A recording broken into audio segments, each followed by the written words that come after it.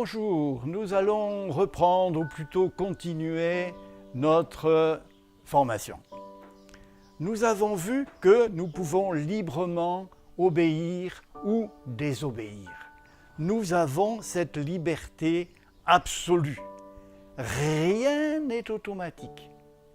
Tout demande notre choix et notre détermination. C'est absolument crucial, important. Il ne faut jamais l'oublier. Continuons.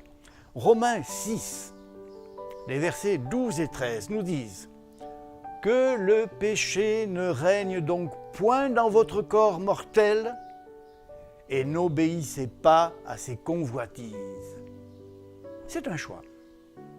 Que le péché ne règne pas. Le péché nous environne. Oh, c'est inéluctable, il est là. Nous sommes dans un monde où le péché est présent partout. Mais nous pouvons parfaitement ne pas le laisser régner en nous. Certes, il nous environne, mais nous ne sommes pas du tout obligés de l'accepter pour nous.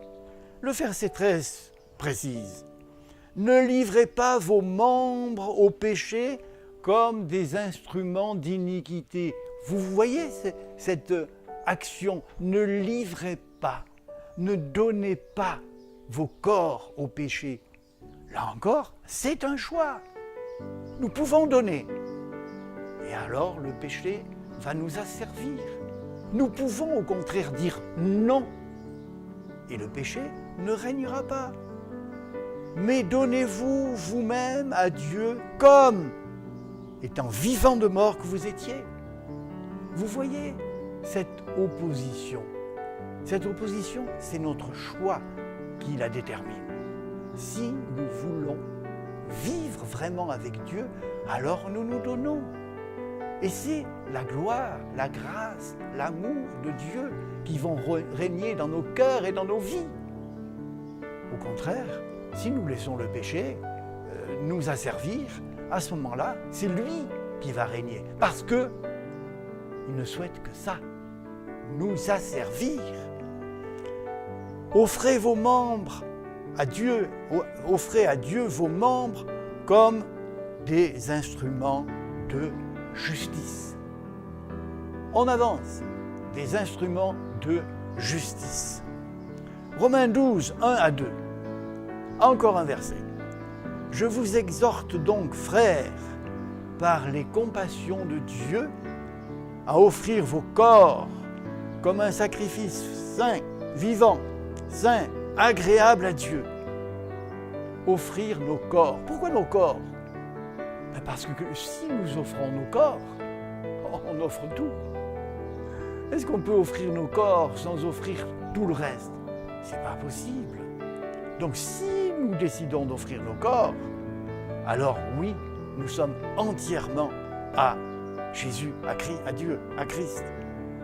Et écoutez bien, ce qui sera de votre part un culte raisonnable. On pourrait imaginer que c'est quelque chose d'extraordinaire, de grandiose, de fabuleux que d'offrir nos corps. Or, Paul dit un culte raisonnable. C'est la moindre des choses. C'est ce qui est indispensable, c'est ce qu'il faut faire.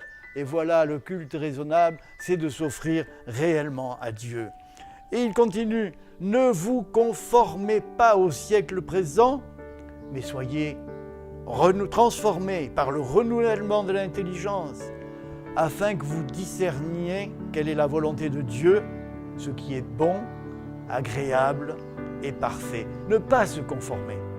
Nous n'avons pas à imiter ce qui nous entoure, mais nous avons vraiment à avancer avec Dieu.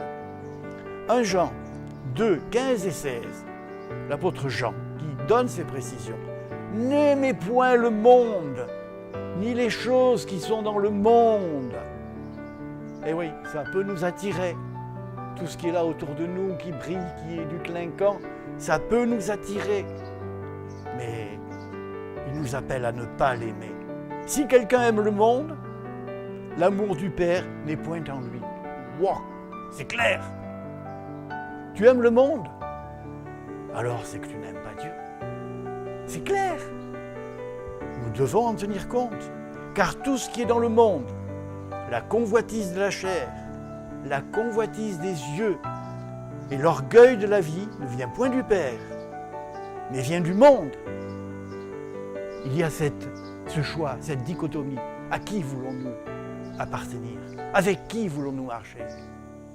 Ne nous conformons pas au monde.